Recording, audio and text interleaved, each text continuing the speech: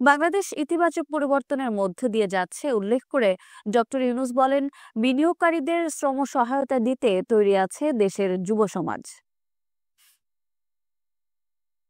অন্তর্বর্তী সরকারের দায়িত্ব গ্রহণের পর গেল মার্চে চীন সফরে যান প্রধান উপদেষ্টা ড মোহাম্মদ ইউনূস। ওই সফরের মূল লক্ষ্যই ছিল বাংলাদেশে চীনা বিনিয়োগকারীদের আকৃষ্ট করা। 2 মাসের মাথায় 200 বিনিয়োগকারীর দল নিয়ে বেইজিং থেকে ঢাকায় হাজির চীনের বাণিজ্যমন্ত্রী ওয়াং ওয়েনতাও। দ্রুত পদক্ষেপ প্রসঙ্গে প্রধান উপদেষ্টা বলেন, বাংলাদেশের ভৌগোলিক অবস্থান আর সস্তা শ্রম বিবেচনায় এমন হওয়াটাই স্বাভাবিক। এতদিন তা হয়নি সীমাহীন দুর্নীতি আর স্বৈরাচারী সরকারের দুঃশাসনের কারণে। ভৌগোলিক অবস্থান কিংবা সহজলভ্য শ্রমবাজার সব মিলিয়ে বিনিয়োগের আদর্শ ক্ষেত্র বাংলাদেশ। তারপরও আমরা বিনিয়োগকারীদের আকৃষ্ট করতে ব্যর্থ হয়েছি।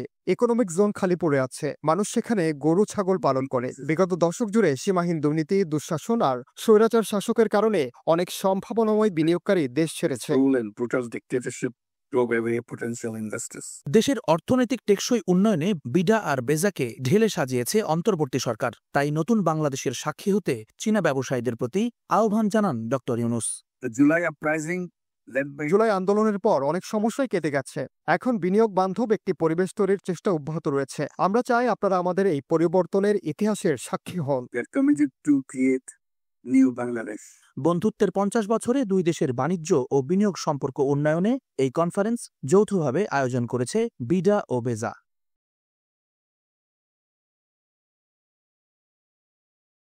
অর্থনৈতিক অঞ্চল প্রতিষ্ঠায় বাংলাদেশ চীনের মধ্যে সমঝোতা স্মারক সই হয়েছে।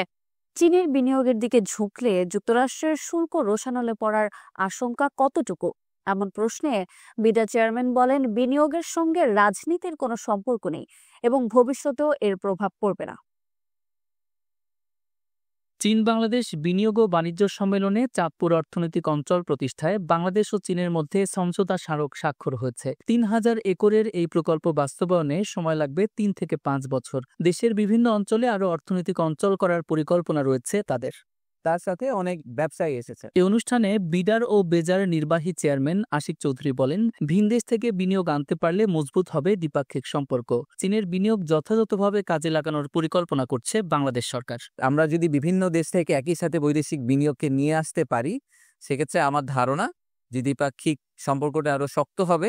এখানে রাষ্ট্রীয় নিরাপত্তার কোনো প্রশ্ন নেই। আগামীবার যারাই ক্ষমতায় আসুক, যখনই ক্ষমতায় আসুক, তাদের জন্য ইনভেস্টমেন্ট প্রমোট করাটা একটা প্রাইমারি এজেন্ডা হবে। সো আমরা যা ইনভেস্টমেন্ট প্রমোট করার কাজ করতে থাকবো, ওনারা ওই কাজটাকে কন্টিনিউ করবেন। চীনের বিনিয়োগের দিকে ঝুঁকলে যুক্তরাষ্ট্রের শুল্ক রোষানলে পড়ার আশঙ্কা কতটুকু? এই প্রশ্নের উত্তরে আশিক চৌধুরী বলেন, বিনিয়োগের সঙ্গে রাজনীতির কোনো সম্পর্ক নেই এবং ভবিষ্যতেও এর কোনো প্রভাব পড়বে না। আমাদের সাথে যুক্তরাষ্ট্রের তো এখনো দ্বিপাক্ষিক আলোচনা চলছে।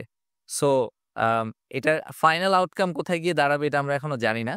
সো আমরা আশাবাদী। তো তাদের প্রফিটেবিলিটি যখন বাড়বে, তখন তো তারা ওভারঅল এমনিতেও দেশও উপকৃত হবে।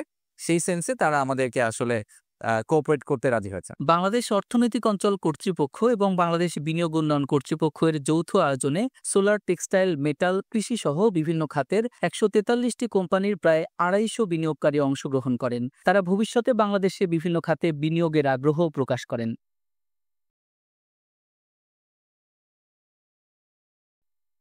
ডক্টর ইউনূসের জাপান সফরে 418 মিলিয়ন ঋণ সহায়তার আশ্বাস পাওয়া গেছে। মাতারবাড়ি সহ দেশের বিভিন্ন প্রকল্পে বিনিয়োগ সহায়তার আশ্বাসও মিলেছে বলে জানিয়েছেন প্রেস সচিব শফিকুল আলম।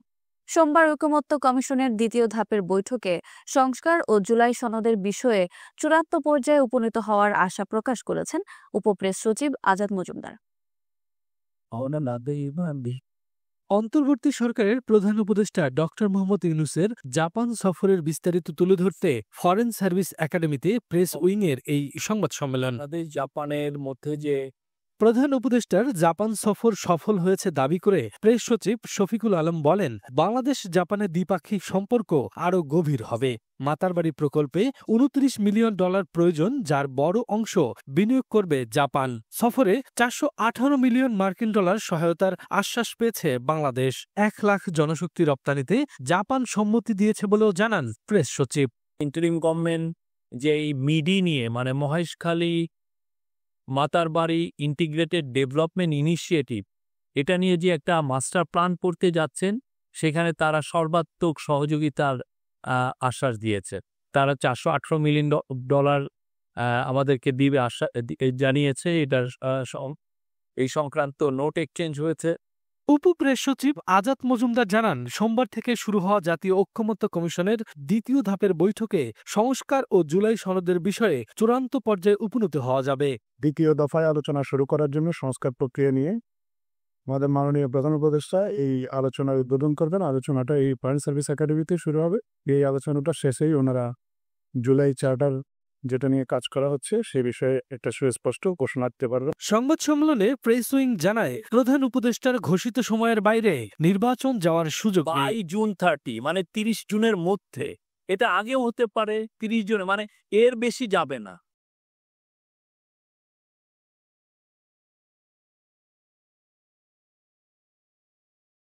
ভোলায় জমে উঠেছে কোরবানির পশুর বেচাকেনা। হাটে ছোট ও মাঝারি আকারের গরুর চাহিদা বেশি। এদিকে পশুর স্বাস্থ্য সুরক্ষায় কাজ করছে প্রাণী সম্পদ বিভাগের একাধিক মেডিকেল টিম। নাসিরউদ্দিন লিটনের রিপোর্ট, ছবি তুলেছেন উৎপল দেবনাথ। বছর জুড়ে লালন পালন করা পশু নিয়ে হাটে ছুটছেন খামারি ও কৃষকরা। বৈরী আবহাওয়া উপেক্ষা করে ক্রেতা বিক্রেতার উপস্থিতিতে জমে উঠেছে দ্বীপ জেলা ভোলার পশুর হাটগুলো। প্রাণী সম্পদ বিভাগের তথ্য অনুযায়ী এবছর জেলায় 90,256টি পশুর চাহিদার বিপরীতে বাণিজ্যিক খামারে প্রস্তুত আছে 1,02,779টি পশু। হাটে ছোট বড় বিভিন্ন আকারের পশু উঠলেও ছোট ও মাঝারি আকারের পশুর চাহিদা তুলনামূলক বেশি। গরুর দাম একটু বেশি। একটা গরু মুড়াইছি বলছে 85,000, আমি কইছি 67,000। 85,000 টাকা চাইছি, কাস্টমারে 67-68 কয়। সীমিত বাজেটের ভিতরে আর কি মনে করেন পছন্দ হইলে আর কি আজকে কিনবো আর কি।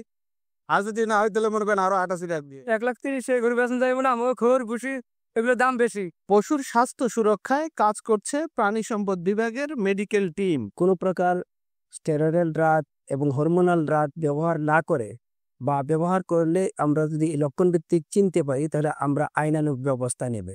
জেলায় শতাধিক স্থায়ী ও অস্থায়ী পশুর হাট রয়েছে।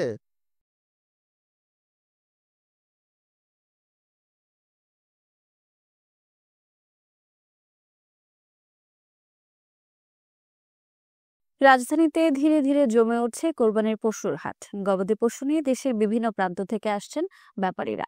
তবে এখনো কাঙ্ক্ষিত ক্রেতার দেখা নেই বলে দাবি ব্যবসায়ীদের।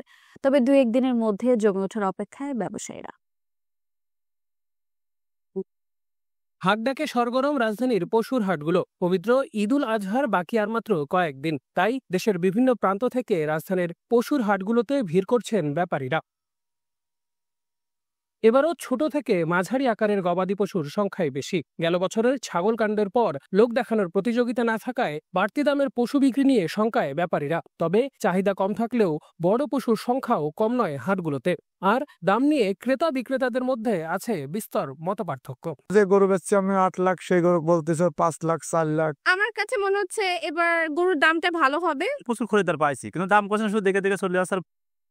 গেল কয়েকদিন ধরে চলা বৈরী আবহাওয়ার প্রভাব পড়েছে পশুর হাটে। বৃষ্টির কারণে গবাদি পশু নিয়ে বিপাকে পড়েছেন ব্যাপারীরা।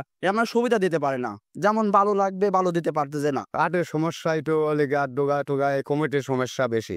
এদিকে ইজারাদাররা বলছেন ব্যাপারীদের সর্বোচ্চ সহায়তার চেষ্টা করছেন তারা, যাতে খামারি ব্যাপারী কিংবা পশুর কোনো ক্ষতি না হয়। যারা বিভিন্ন জেলা থেকে গরু নিয়ে আসছে তাদের নিরাপত্তার স্বার্থে বা গরুর স্বার্থে আমরা পর্যাপ্তভাবে বালু সরবরাহ করছি এদেরকে। বিদ্যুতের লাইনের ব্যবস্থা করতেছি, শীঘ্রই সব ঠিক হয়ে যাবে ইনশাআল্লাহ। রাজধানীতে সাধারণত পশু কেনাকাটা জমে ঈদের 2-3 দিন আগে, তাই দেশের বিভিন্ন প্রান্ত থেকে প্রতিদিনই ট্রাকে ট্রাকে আসছে কোরবানির পশু।